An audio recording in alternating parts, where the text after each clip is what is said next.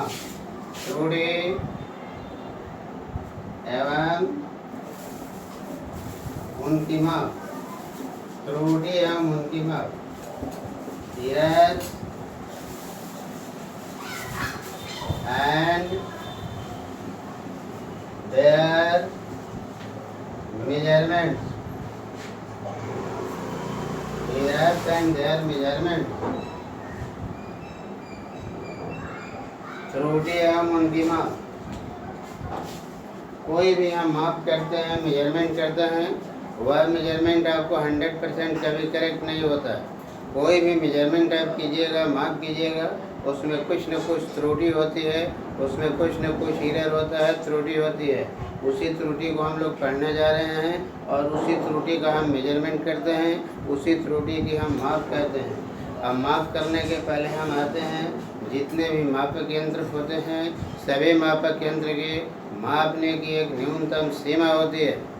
जितने भी आपको मापक यंत्र होते हैं, उनके मापने की एक न्यूनतम सीमा होती है। उस न्यूनतम सीमा के नीचे उसमें किसी तरह का कोई रीडिंग, कोई पठन आपको नहीं बना रहता है और उसी का नाम दिया गया है लिस्ट काउंट, अल्पतमांक या अल्पतांक। कोई भी आपका मापक यंत्र होगा, उसके मापने की एक न्यूनतम सीमा होती है, उसके मेजरमेंट की एक न्यूनतम सीमा होती है। उस सीमा के नीचे वह कभी भी आपको पठन नहीं देगा, वह कभी भी आपको पठन नहीं देता है। उस सीमा के नीचे वह कभी भी आपको पठन रीडिंग नहीं देता है और उसी का नाम दिया गया है उस मापक यंत्र का लिस्ट काउंट। जैसे मीटर पैमाना है, मीटर स्केल है। मीटर स्केल में सबसे छोटा डिवीजन जो होता है, सबसे छोटा भाग जो होता है, वह 1 मिलीमीटर के बराबर होता है, माने 0.1 सेंटीमीटर के बराबर होता है। तो मीटर स्केल का लिस्ट काउंट कितना कहलाएगा? 0.1 सेंटीमीटर। मीटर स्केल से लगातार अगर हमको रीडिंग लिखना है, पठन लिखना है, तो लगातार रीडिंग में कितना का हम अंतर लिखेंगे? 0.1 सेंटीमीटर का हम अंतर लेते हैं, 0.1 सेंटीमीटर का हम लोग डिफरेंस लेते हैं। लगातार हम लोग रीडिंग अगर उससे लिखेंगे, जैसे मान लिया एक रीडिंग 1.4 सेंटीमीटर है, तो अगला रीडिंग 1.5 सेंटीमीटर होगा, उसके आगे वाला रीडिंग 1.6 सेंटीमीटर होगा।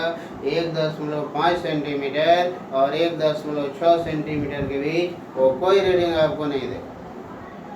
उसी तरह से 1.6 के आगे जो आप रीडिंग लिखिएगा, वह रीडिंग आपको 1.7 सेंटीमीटर होगा। 1.7 सेंटीमीटर और 1.6 सेंटीमीटर के बीच वो कोई रीडिंग नहीं देगा। मीटर स्केल से जब भी हमको रीडिंग लिखना होगा, तो दशमलव के बाद एक और केवल एक ही अंक देंगे, तब हमारा लिस्ट काउंट का रेंज 0.1 सेंटीमीटर का मिलेगा।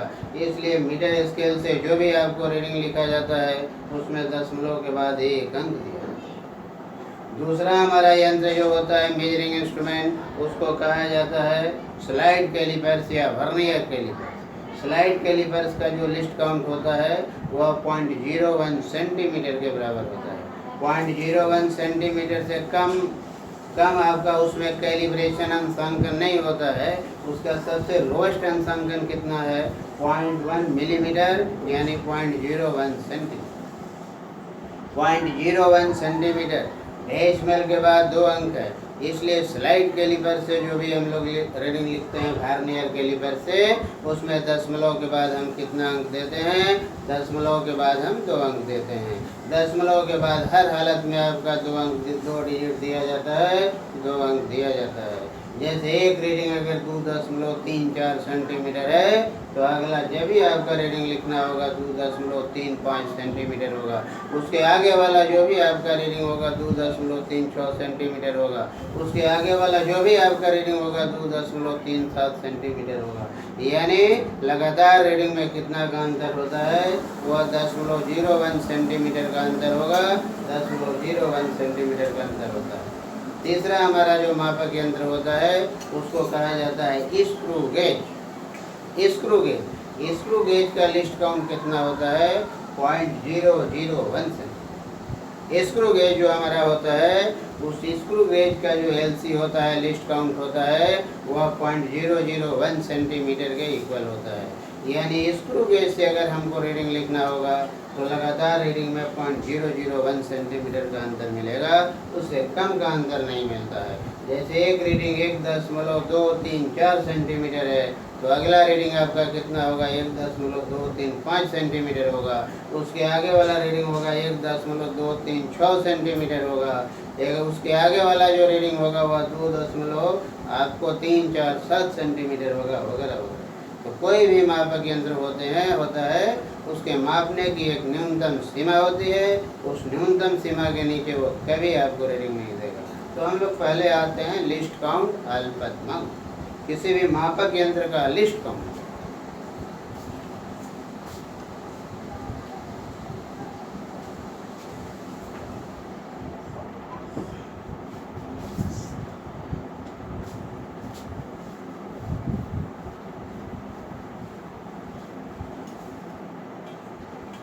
अल्पतमांक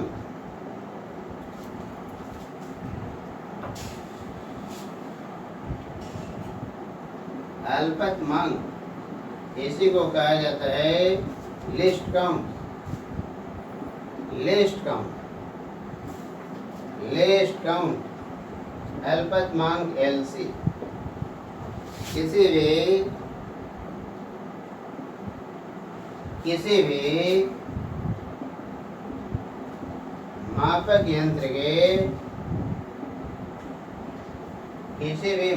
यंत्र के मापने की एक न्यूनतम सीमा होती है। एक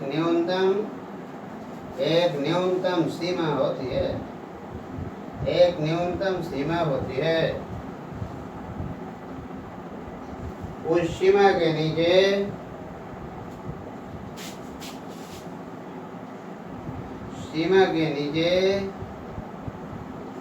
वह पठन नहीं देता है। उसी सीमा को लिस्ट काउंट कहा जाता है, अल्पतमांक कहा जाता है। उसी सीमा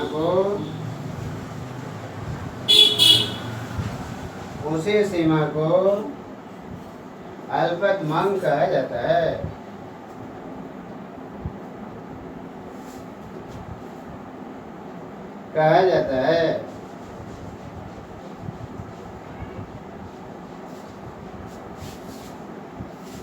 जैसे आपको मीटर स्केल है,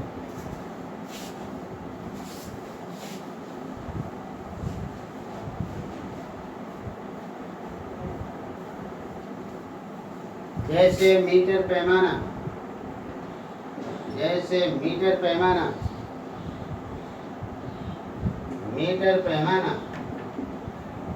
मीटर स्केल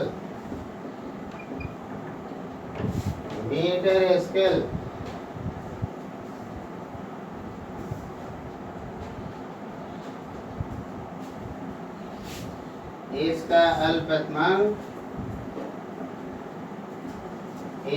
अल्पतमांक 0.1 सेंटीमीटर के बराबर होता है।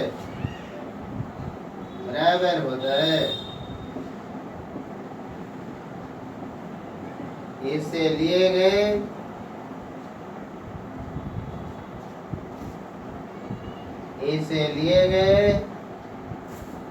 लगातार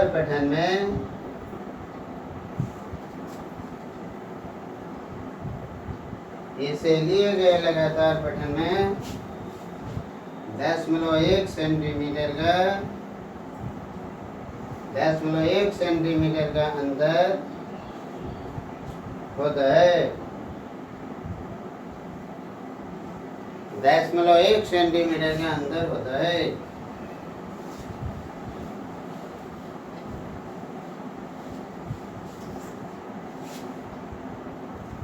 जैसे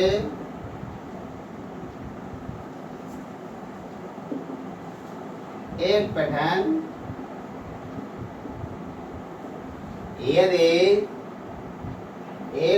यदि 6.7 सेंटीमीटर है तो अगला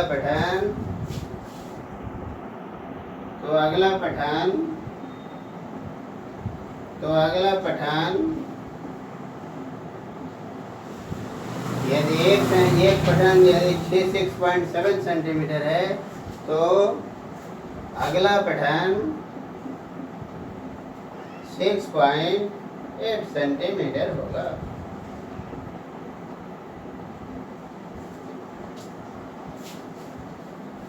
दूसरा हमारा जो यंत्र है स्लाइड कैलिपर।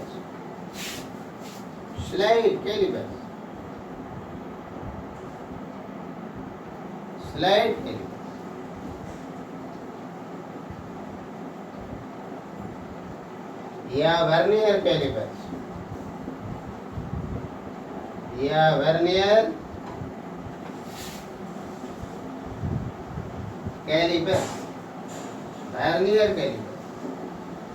इसका अल्पतमांक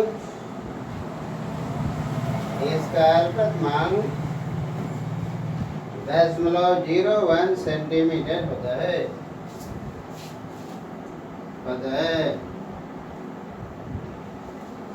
इससे लिए गए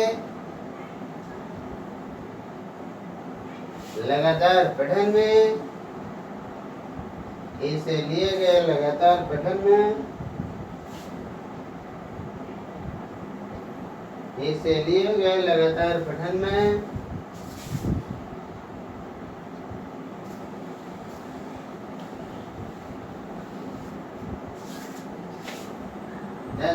.01 सेंटीमीटर का अंतर होता है।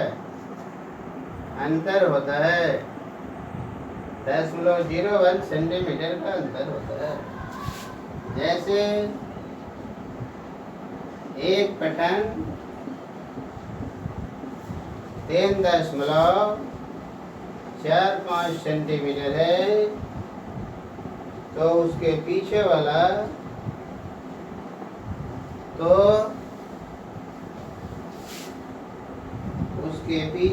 पठन 3.44 सेंटीमीटर होगा। तीसरा हमारा जो यंत्र होता है उसको स्क्रू गेज कहा जाता है। स्क्रू गेज इसका LC 0.001 सेंटीमीटर होता है।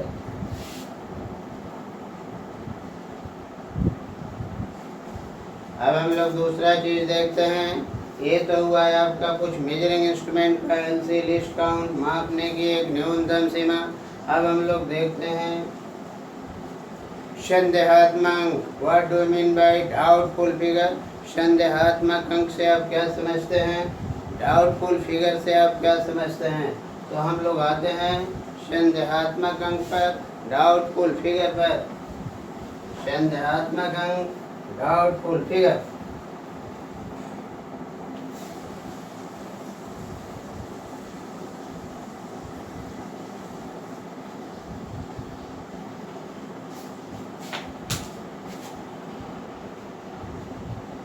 संदेहात्मक अंक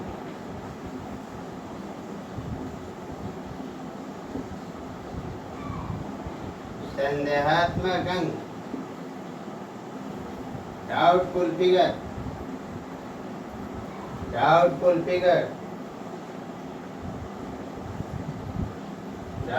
फिगर संदेहात्मक अंक।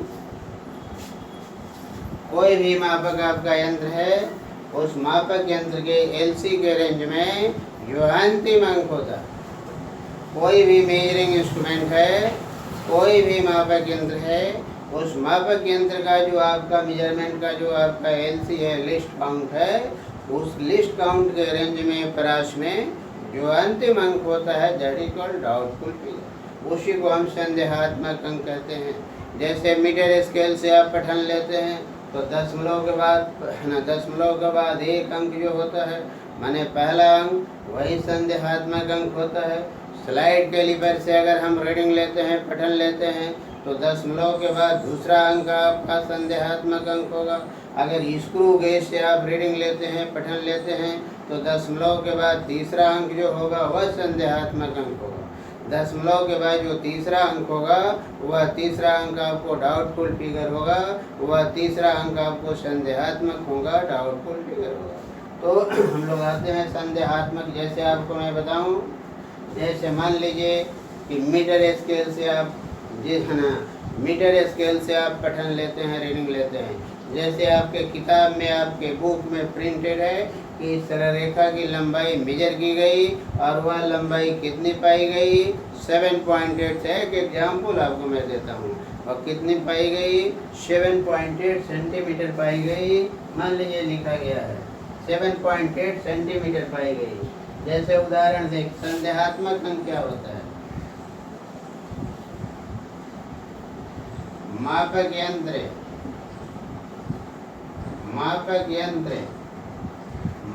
यंत्र के एलसी के परास में अंतिम अंक संदेहात्मक अंक होता है। अंतिम अंक संदेहात्मक अंक होता है। अंतिम अंक संदेहात्मक अंक होता है।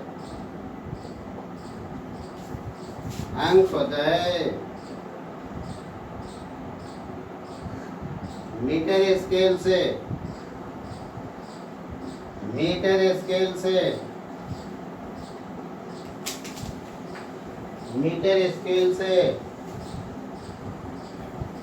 लिए गए पठन में दशमलव के बाद पहला अंक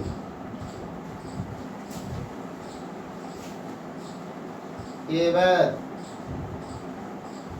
पहला अंक संदेहात्मक अंक होगा। पहला अंक संदेहात्मक अंक होगा। पहला अंक संदेहात्मक अंक होगा। स्लाइड कैलिपर से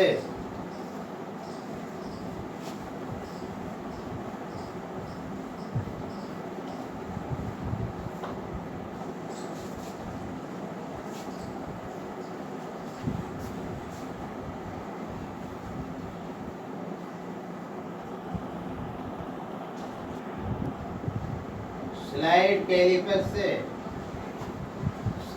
कैलिपर से लिए गए पठन स्लाइड कैलिपर से लिए गए पठन में दशमलव के बाद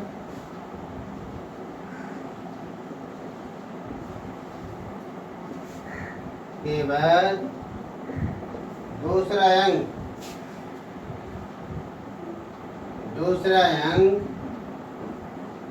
संदेहात्मक अंक होता है।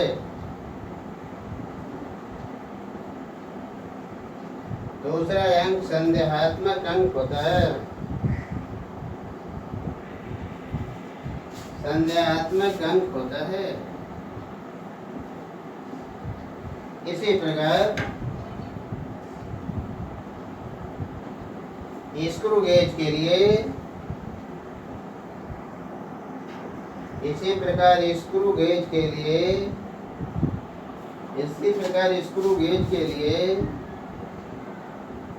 दशमलव के बाद तीसरा अंक संदेहात्मक अंक होता है। तीसरा अंक संदेहात्मक अंक होता है।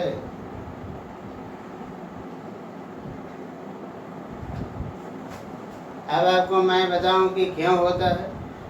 मीटर स्केल से आप रीडिंग लेते हैं तो 10 दशमलव के बाद पहला अंक डाउटफुल फिगर है। For the slide caliper decimal के बाद सेकंड डिजिट जो है दूसरा अंक जो है डाउटफुल फिगर है। For the screw gauge decimal के बाद जो तीसरा अंक है वो आपका डाउटफुल फिगर है।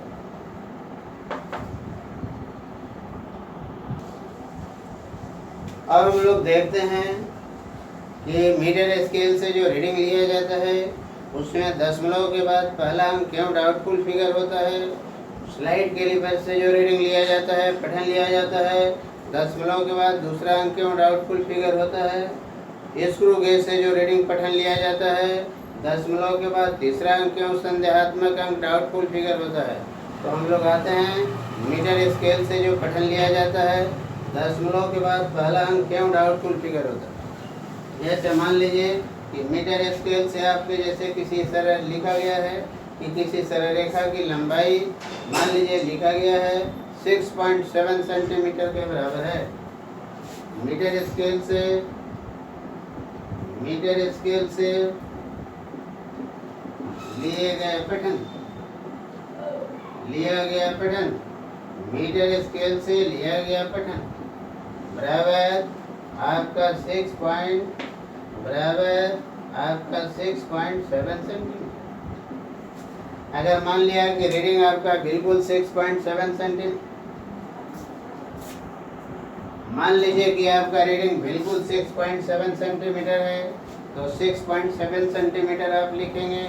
अगर आपका रीडिंग 6.6 सेंटीमीटर है, अगर आपका रीडिंग 6.7 सेंटीमीटर से आपका कम है और 6.6 सेंटीमीटर से ज़्यादा है तो आप क्या लिखेंगे। 6.6 सेंटीमीटर से ज़्यादा है और 6.7 सेंटीमीटर से कम है तो 6.6 और 6.7 के बीच कोई उसमें आपका रीडिंग नहीं बना हुआ है तो या तो आप 6.6 सेंटीमीटर लिखिएगा या 6.7 सेंटीमीटर लिखिएगा, दूसरा आप नहीं लिख सकते। उसी तरह से आपका रीडिंग अगर 6.7 सेंटीमीटर से ज़्यादा है और 6.8 सेंटीमीटर से कम है, जैसे एक हमने बताया कि आपका पठन यदि पठन 6.7 सेंटीमीटर से 7 सेंटीमीटर से कम एवं 6.6 सेंटीमीटर से ज़्यादा हो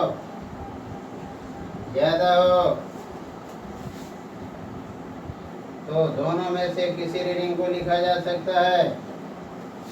दोनों में से किसी रीडिंग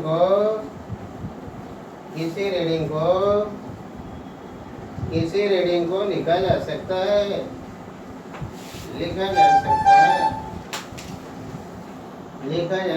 है।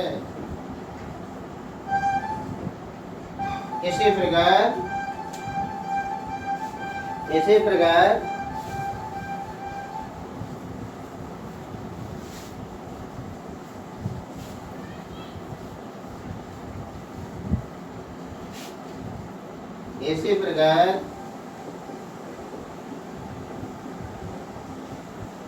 यदि पठन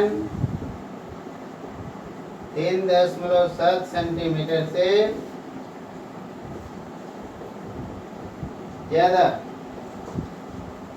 एवं 3.8 सेंटीमीटर से कम है तो दोनों में से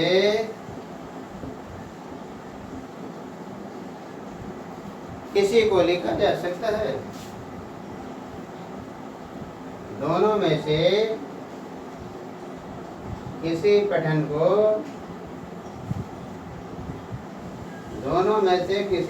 को लिखा जा सकता है।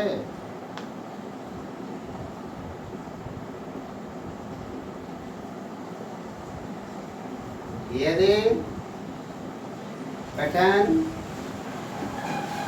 बिल्कुल पठन बिल्कुल 3 है ना बिल्कुल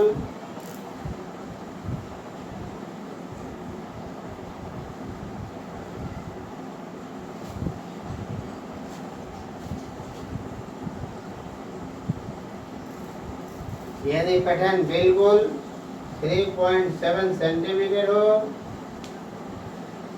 तो 3.7 सेंटीमीटर लिखा जा सकता है तो आप क्या देखते हैं? आप देखते हैं कि दशमलव के पहले जो भी डिजिट है वो आपको वैरी नहीं कर रहा है, दशमलव के बाद जो डिजिट है वही वैरी कर रहा है। तो इस प्रकार आपका दशमलव के बाद जो आपका पहला इसमें अंक है वो वैरी कर रहा है। इसका मतलब है कि मीटर स्केल से जो भी आप रीडिंग लीजिएगा, दशमलव के बाद पहला अंक संदेहात्मक अंक, स्लाइड कैलिपर्स में दशमलव के बाद दूसरा अंक डाउटफुल फिगर होगा, स्क्रू गेज में दशमलव के बाद तीसरा अंक डाउटफुल फिगर संदेहात्मक अंक होता है। तीसरा अंक जो होता है वो आपको डाउटफुल फिगर होता है, वो आपको संदेहात्मक अंक होता है। स्लाइड कैलिपर से लिए गए पैटर्न में स्लाइड कैलिपर से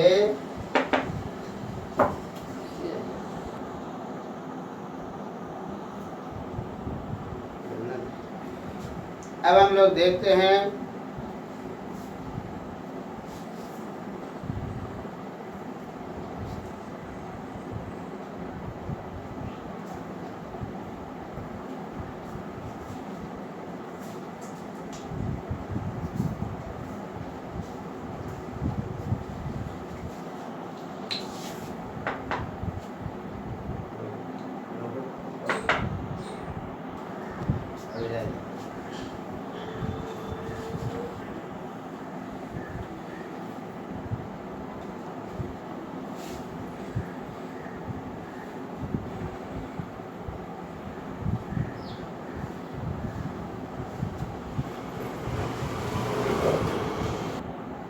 अब हम लोग देखते हैं zero as a significant figure, शून्य सार्थक अंक के रूप में।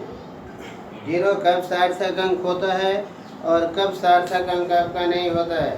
तो डेसिमल के पहले नॉन जीरो डिजिट हो, माने दशमलव के पहले अशून्य अंक हो और दशमलव के बाद जीरो हो तो वह जीरो सार्थक अंक।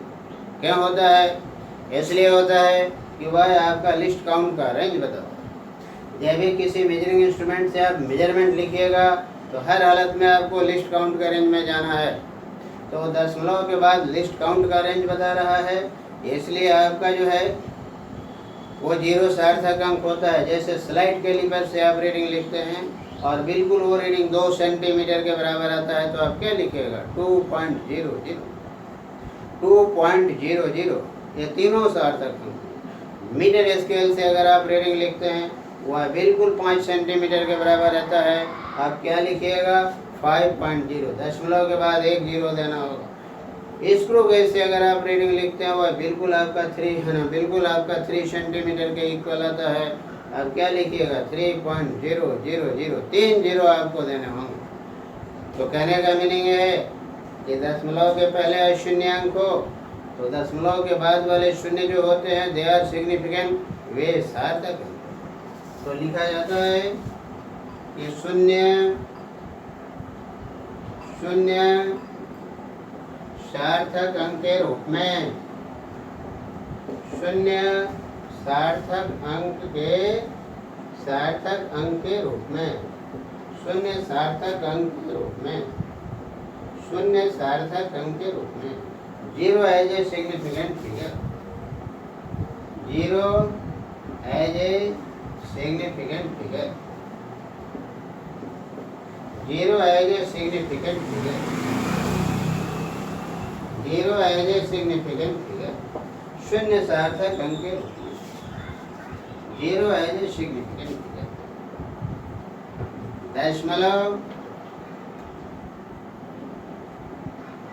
दशमलव के बाद वाले बाद वाले शून्य सार्थक अंक दशमलव के बाद वाले शून्य सार्थक अंक होते हैं जब उनके बाईं ओर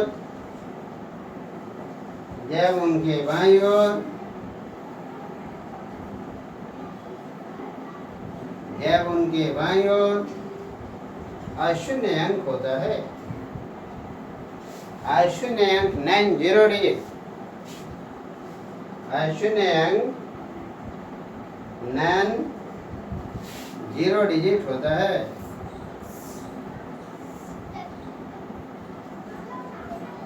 पता है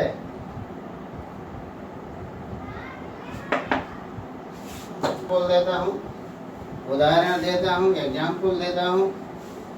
स्लाइड कैलिपर से लिया गया पठन, स्लाइड कैलिपर से लिया गया पठन,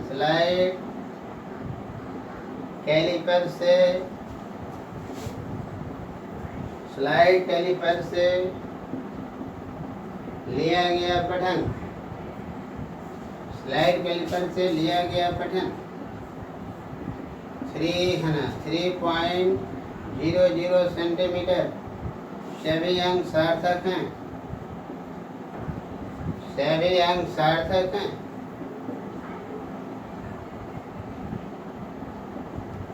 मीटर स्केल से लिया गया पठन, मीटर स्केल से लिया गया पठन, मीटर स्केल से लिया गया पठन 6.0 सेंटीमीटर बराबर 6.0 सेंटीमीटर। दोनों सार्थक।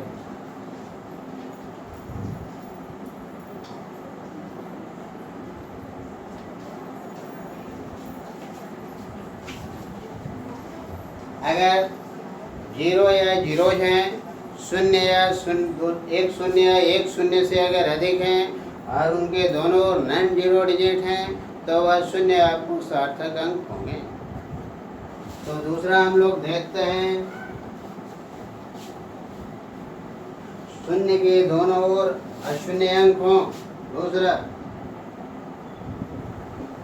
शून्य के दोनों ओर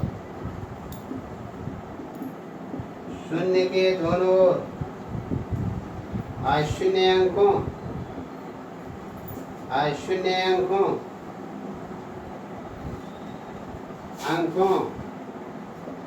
तो शून्य सार्थक अंक होते हैं, शून्य सार्थक अंक होते हैं। जैसे स्क्रू गेज से लिया गया पठन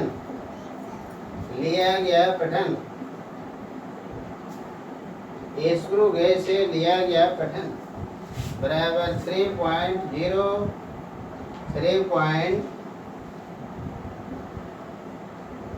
3.006 सेंटीमीटर।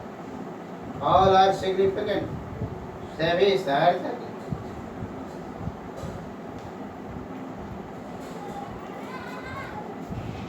यदि दशमलव के बाद शून्य, दशमलव के बाद वाले शून्य सार्थक अंक कब नहीं होते हैं?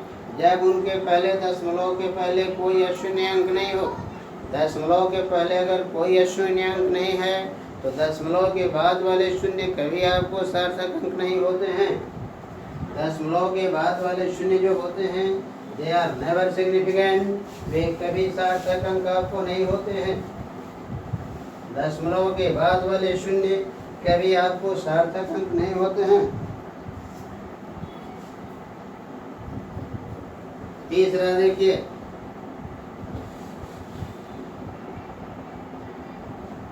दशमलव के बाद वाले दशमलव के बाद वाले शून्य, दशमलव के बाद वाले शून्य सार्थक अंक, दशमलव के बाद वाले शून्य सार्थक अंक नहीं होते हैं, नहीं होते हैं जब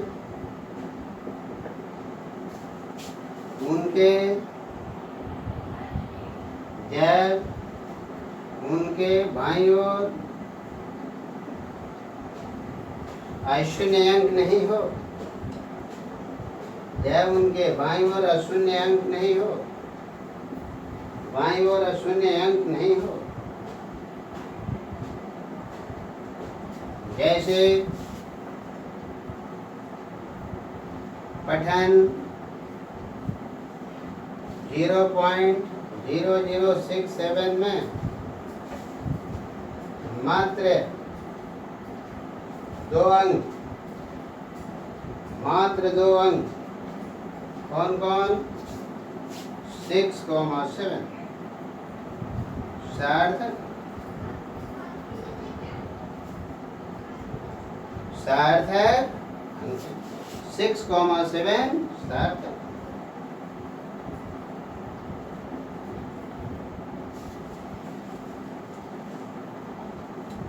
अगर कोई राशि, चौथा में आइए, अगर कोई बड़ी राशि है, कोई बड़ी राशि है तो उस बड़ी राशि के अंत वाले जो जीरो होते हैं या जीरोज होते हैं, शून्य होते हैं, एक कभी सार्थक अंक नहीं होते हैं। किसी बड़ी राशि के बाद वाले शून्य कभी सार्थक अंक नहीं होते हैं।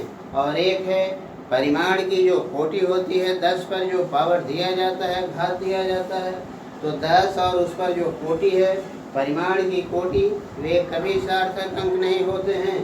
तो चौथा हम लोग आते हैं कि बड़ी राशि के अंत वाले शून्य, बड़ी राशि के अंत वाले शून्य कभी सार्थक अंक नहीं होते।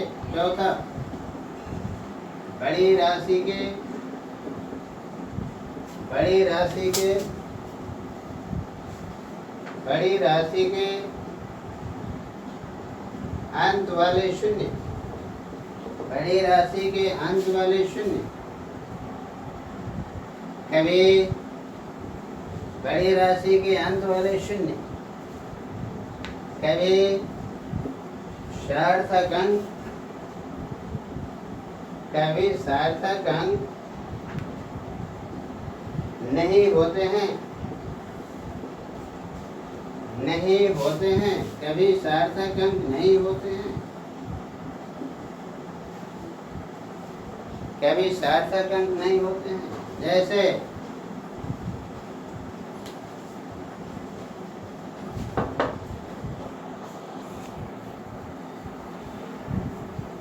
किया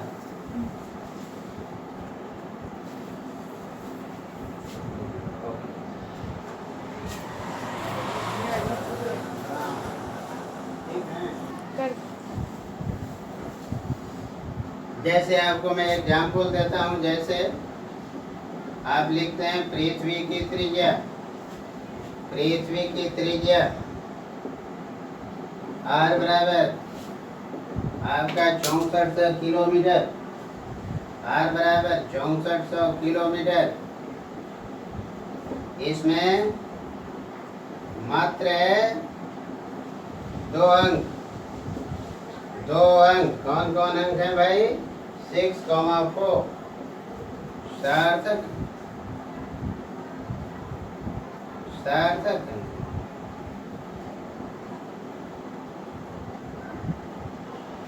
परिमाण की कोटि एक और देख लीजिए, परिमाण की कोटि कभी सार्थक अंक नहीं होता है। ऑर्डर ऑफ मैग्नीट्यूड जो होता है, इट इज नेवर सिग्निफिकेंट, वह आपको कभी सार्थक अंक नहीं होता है। परिमाण की कोटि कभी सार्थक अंक नहीं होगा। तो हम लोग लास्ट देखते हैं नोट में, परिमाण की कोटि, परिमाण की कोटि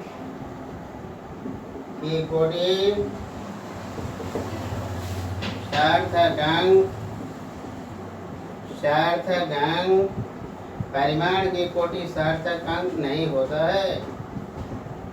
परिमाण की कोटि सार्थक अंक नहीं होता है। जैसे पृथ्वी का द्रव्यमान, पृथ्वी का द्रव्य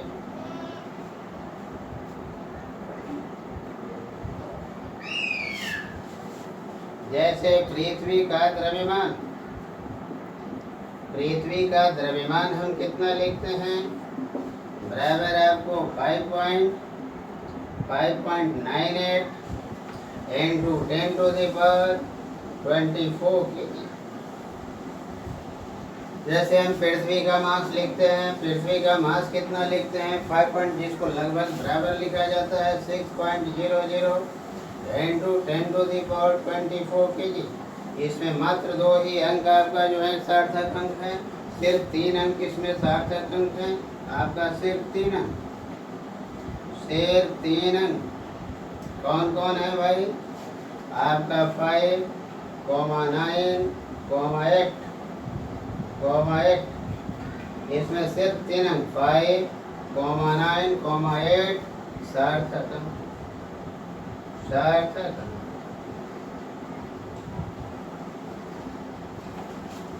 आज बस इतना ही, अगले दिन फिर हम लोग आगे बढ़ेंगे।